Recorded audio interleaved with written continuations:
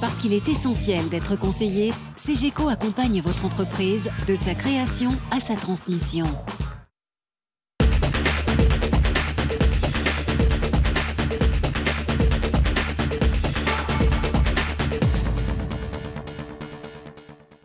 Bonjour et bienvenue dans Lyon Décideur. La 4G débarque à Lyon et monte en puissance. On en parle avec notre invité aujourd'hui, Jean-Bastien Guiral, directeur régional de Bouygues Télécom.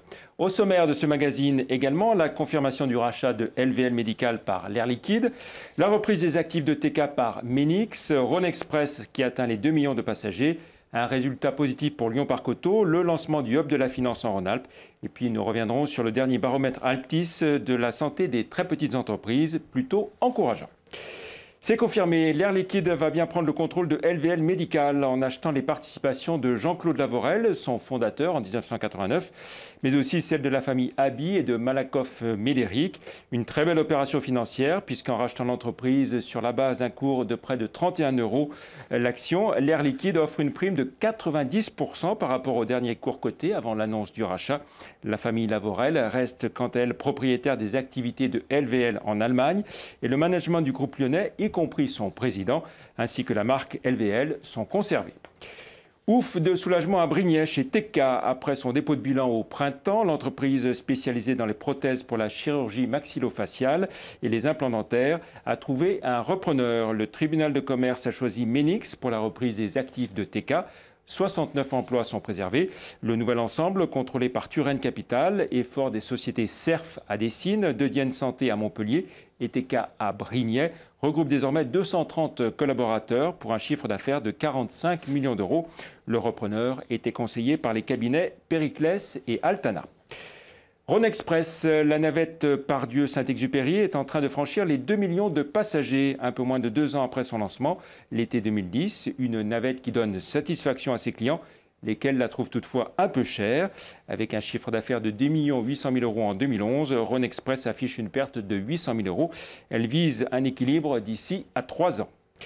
L'équilibre Lyon Parc Auto y est, quant à lui, avec 1 200 000 € de bénéfices l'an dernier. Certes, ce résultat recule de 50%, en raison de la fin d'exploitation de 3 parcs à Lyon et des hausses de charges liées au développement de Autolib.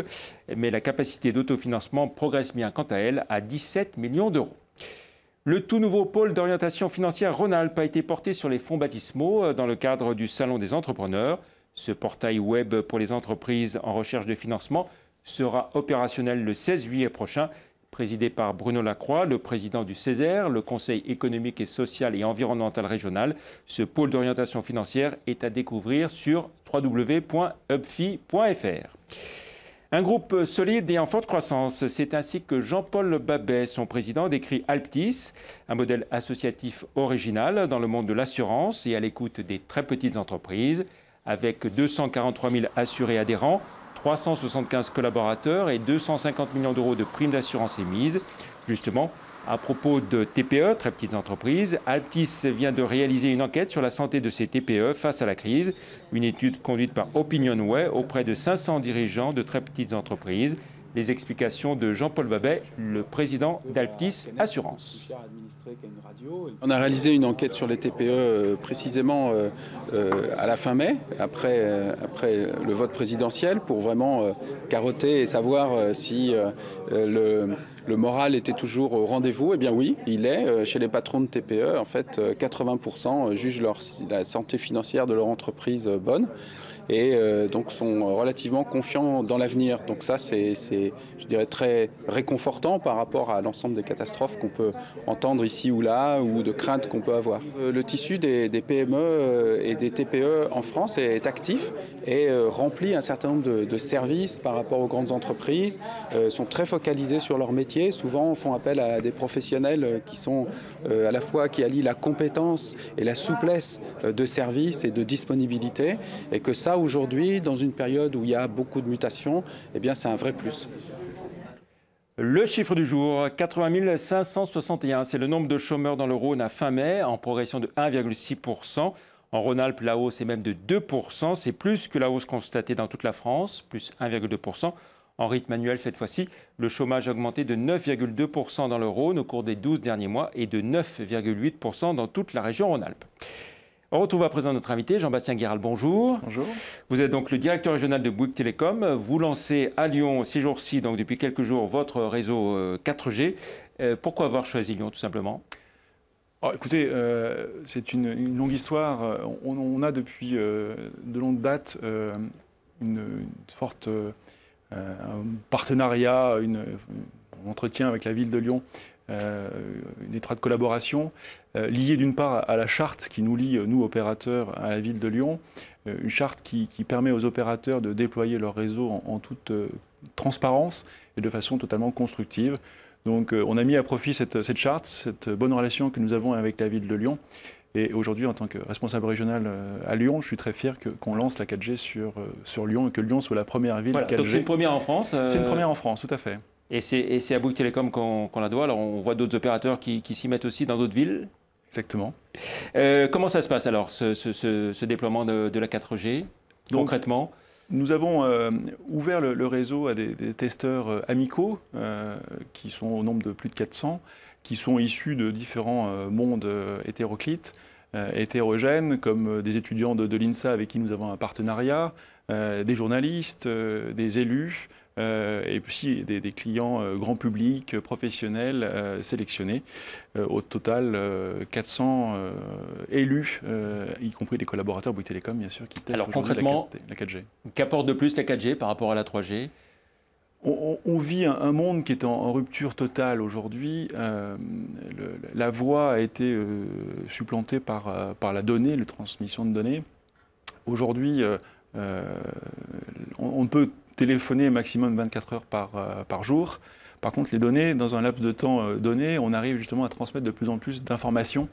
Hier, on était des kilobits seconde, aujourd'hui des mégabits seconde, et aujourd'hui, à Lyon, avec la 4G, des centaines de mégabits seconde dans un laps de temps donné. Donc la donnée est vraiment révélatrice des nouveaux usages et des ruptures que l'on a avec les usages de nos clients. Donc il fallait s'adapter, et la 4G est un élément qui permet de nous adapter.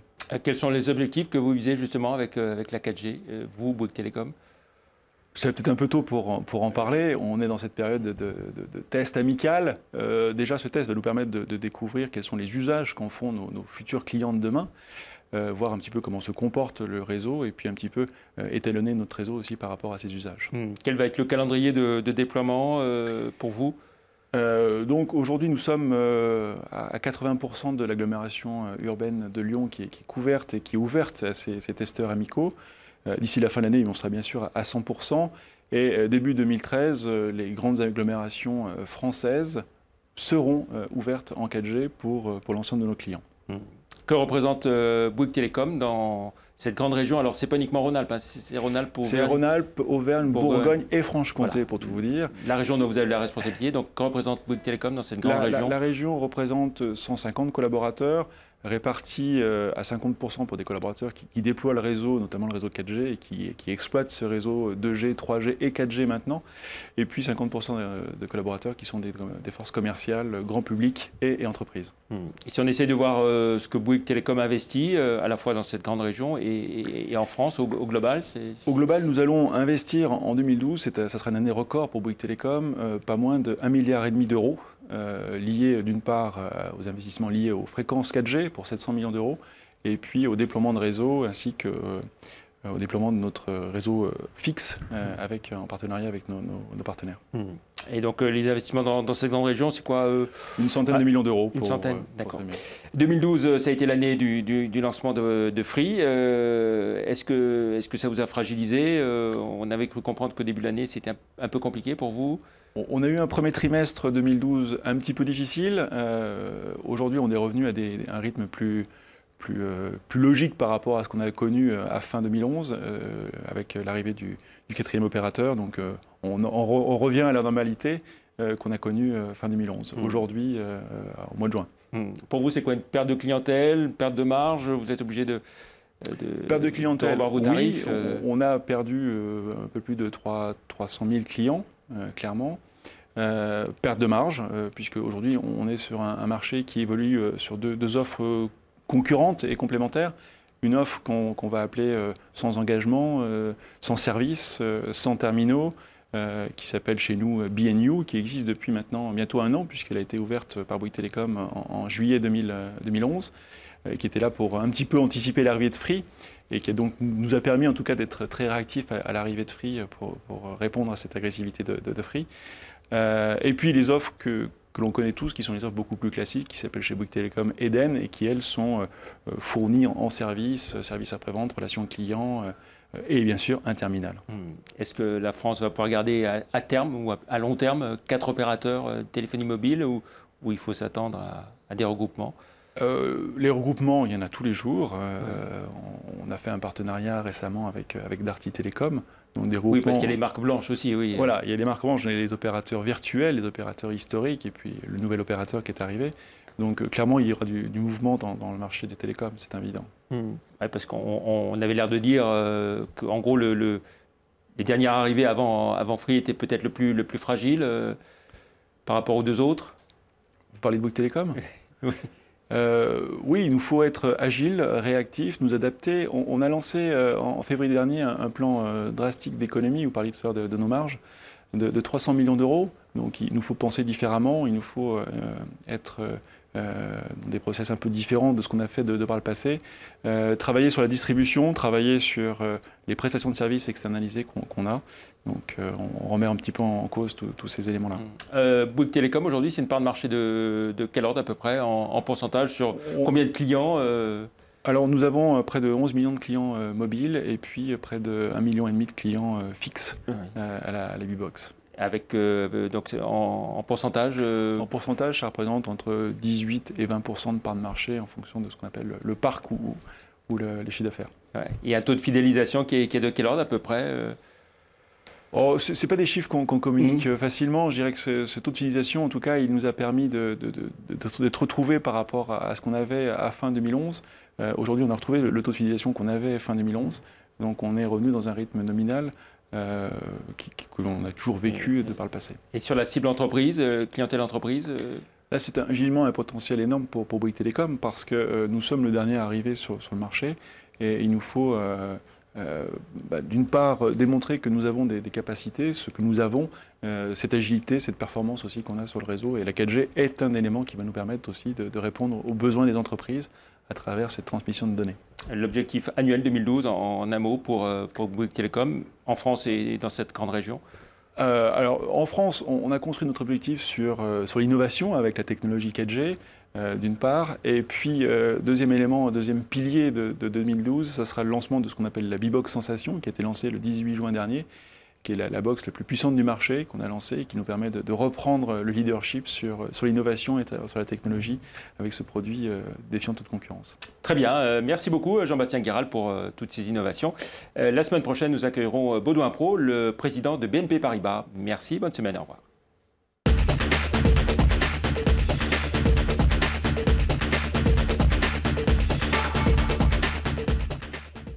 Parce qu'il est essentiel d'être conseillé, CGECO accompagne votre entreprise de sa création à sa transmission.